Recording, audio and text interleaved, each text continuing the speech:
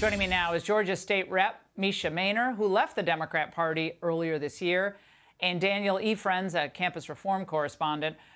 Representative, we've talked before about why you left the Democrat Party, but now seeing how things have gotten even worse just over the past few months, what's your message to those Democrats who are still just complaining about messaging and maybe not getting enough money, like Eric Adams, but not really focusing on the policies themselves that are driving this decline and despair? The answer is to focus on the policies. We cannot continue to put politics over people. At the end of the day, the people are actually screaming, saying, we are not happy with this. You are taking our resources away and putting them in places we don't want them.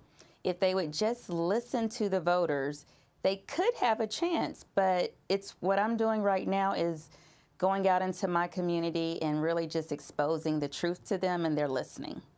Well, Daniel, we've seen African Americans in Chicago express their total outrage about how the migrants are soaking up all this money, $30 million a month, and by some estimation. And you in New York City, where you're living, what are you seeing there, and how do you respond to the concerns about crime and filth and all the other problems that the migrant population had brought to the city? And why is Eric Adams not talking about the border and not just money? Yeah, it's insane. As a son of legal Haitian immigrants, I am outraged. I've lived in New York City all my life for 19 years. I've wanted better trains, better schooling, but cleaner streets, better policing. Me and all the residents of New York has gotten none of those things. But the moment illegal immigrants come to our city, they get free hotel rooms and they get health care. It's insane. As a writer for campus reform, I can tell you this is happening in cities across America. Universities are even giving illegal immigrants free tuition. It's a slap in the face to my parents and parents across America who sacrifice a lot for their kids. Representative, we heard this before, though, before the midterm election, that African Americans and other Americans were very upset by crime, very upset about the border, and really worried about the economy. But there wasn't that much of a shift in the voting patterns among those minority voters. So they seem outraged in polls, but on the turnout and on the vote changes, you're not seeing that much movement. How do you get them to the polls and to finally break with the Democrat Party? I think opportunities like this, Laura, at the end of the day, you have me on a national platform, and there are going to be African Americans and there are going to be Democrats that are listening to this message. Everything that you just said prior to bringing us on, I sat here laughing because it really makes no sense what you were saying. Like, how did we even get to this spot where we are allowing foolishness to rule our country?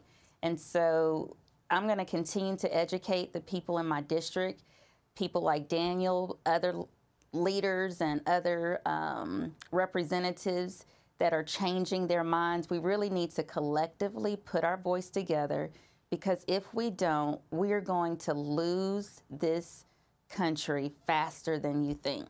Yeah, and Republicans have to actually go into these areas and go into these neighborhoods and not be afraid to actually speak to people about their concerns and what the solutions are. That's got to happen. Daniel, new data from the Survey Center on American Life shows that Black Americans, especially younger ones, ages 18 to 49, are souring on Biden, and just 36% now believe he accomplished a good or great deal. 21% want him as the 2024 nominee, and less than half, 48%, identify as Democrat. Is the dam finally breaking?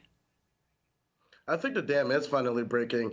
Laura, I am sick and tired of the rhetoric that I do not have agency in this country, and plenty of other young Black Americans believe the same. A big example is affirmative action. I do not want to be told that I need some sort of equitable policy to be in a great institution. I want to own my accomplishments and my shortcomings in America. It's great to have you both on tonight. Thank you so much, Representative Maynor and Daniel. Hey, Sean Hannity here. Hey, click here to subscribe to Fox News YouTube page and catch our hottest interviews and most compelling analysis. You will not get it anywhere else.